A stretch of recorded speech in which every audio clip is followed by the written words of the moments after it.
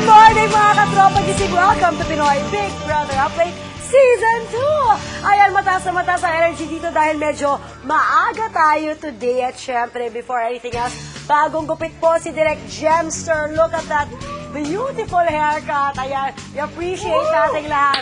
Woohoo! Ayan, Mar, welcome back, Ate Lani. We missed you. Ayan. Okay, ayan.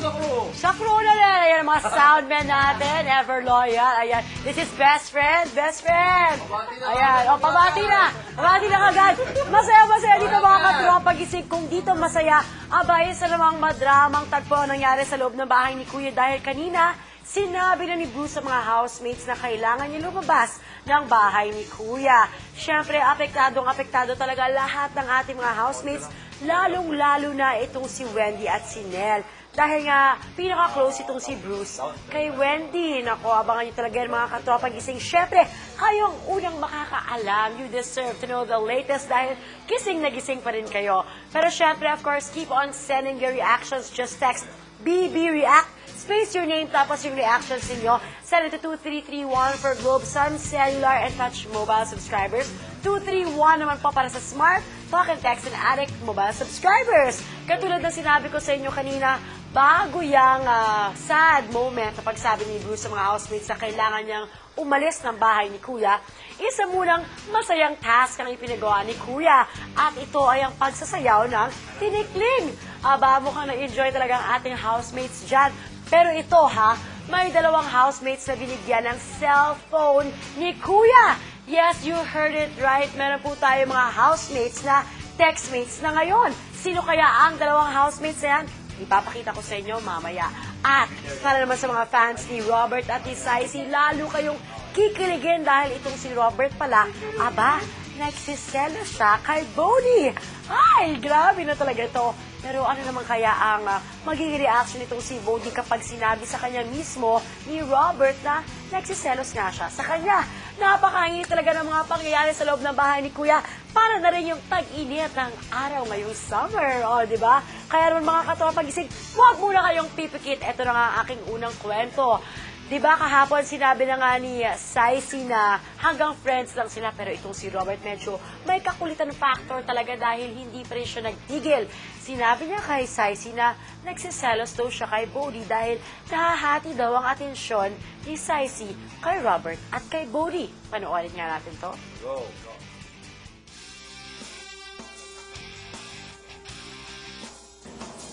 Yun nga, yung puto ko, go.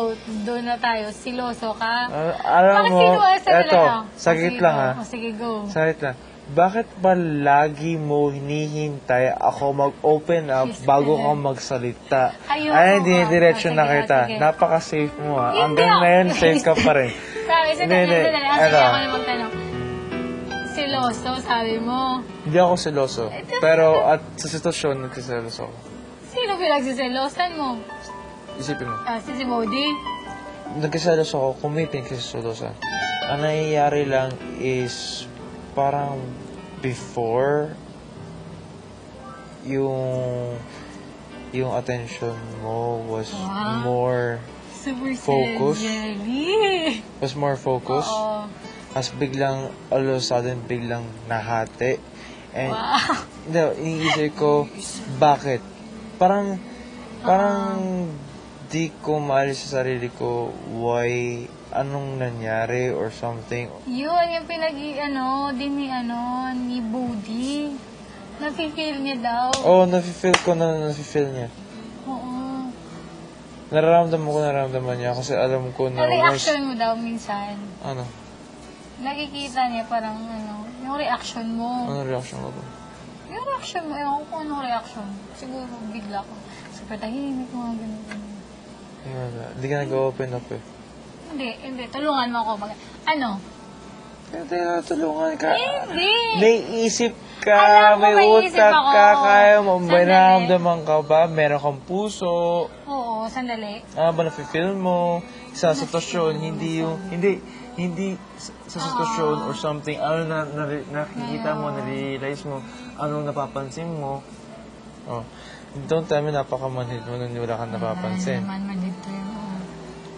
So, ikaw na yung lumalapit sa akin. Pero parang naging close ako kay Bodhi, parang hindi na masyado. Parang ganun.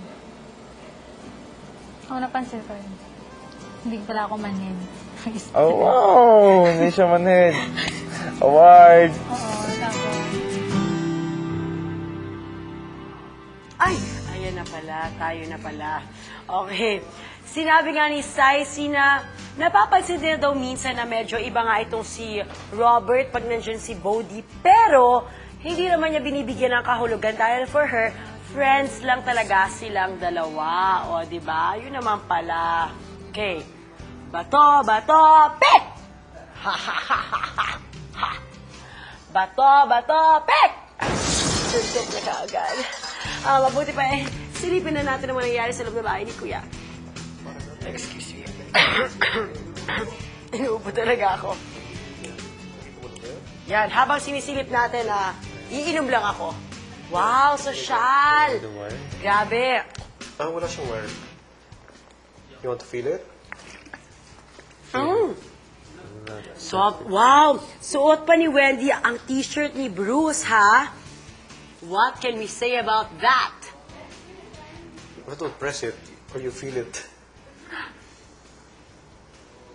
This is what I press. Nakikita niyo naman na nagmumugto ang mga mata nila, di ba?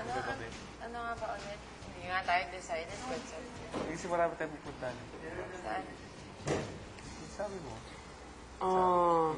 Hey, by the way, the housemates, nagkaroon sila lahat ng haircut. Si Bruce, bagong gupit siya. Si Wendy, bagong gupit siya. Ako, bagong gupit ako. Housemate. Si Gian din, bagong gupit. I wonder kung si Pamela, bagong gupit rin. Speaking of Pamela, sinabi ni Gian kay Bea na hindi daw niya kayang i-give up si Pamela sa isang batang may sakit in exchange for her automatic nomination. Kasi itong si Gian, lumampas na naman ng 5... Natakot si Pamela. Lumampas na naman itong si Gian ng 5 pounds. Kaya naman baka ma-automatically nominated na naman siya.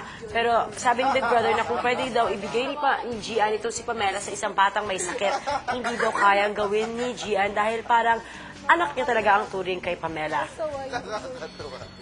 Itong si Saisi, ano pa kay Bodhi? May caller si Kuya Ben eh. Okay. Alright. Ito nga ha, nakita niyo naman na itong si Saisi ay nakadikit pa sa paa nitong si Bodhi. Pero kanina, para matapos sa mga nagaganap na selosan, minabuting kausapin na ni Robert itong si Bodhi tungkol sa kanyang nararamdaman. Nagkaroon sila ng man-to-man talk. Kamusta naman kaya ang kanilang pag-uusap? Let's all watch this.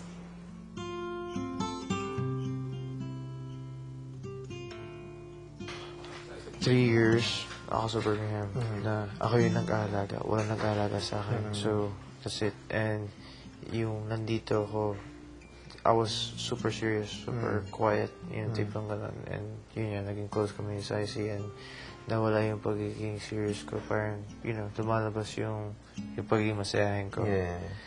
And I was really appreciative kay Saisi. She made me feel special, things like those. And, let's say my bonding thing, but I really felt something kay Saisi. And for me, having a girlfriend is kind of wrong, but I'm not doing anything wrong. Yeah. It's just human reaction. You see the person 24/7. I like her, and she's just being mutual, being the same. And sinabi ko niya, it happens na sometimes, parang, I'm not thinking bad things, but dumadating yung pagiging pag-jelly. Yeah. And it happens out of nowhere. Parang uncontrollable, parang naging reflex reaction.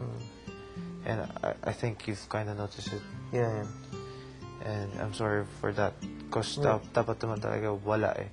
But it's, honestly, I do understand because it's really not your fault that you feel that way. And yeah, I think I need to apologize as well for like... Why? No, because parang just being... I should be more like sensitive to stuff.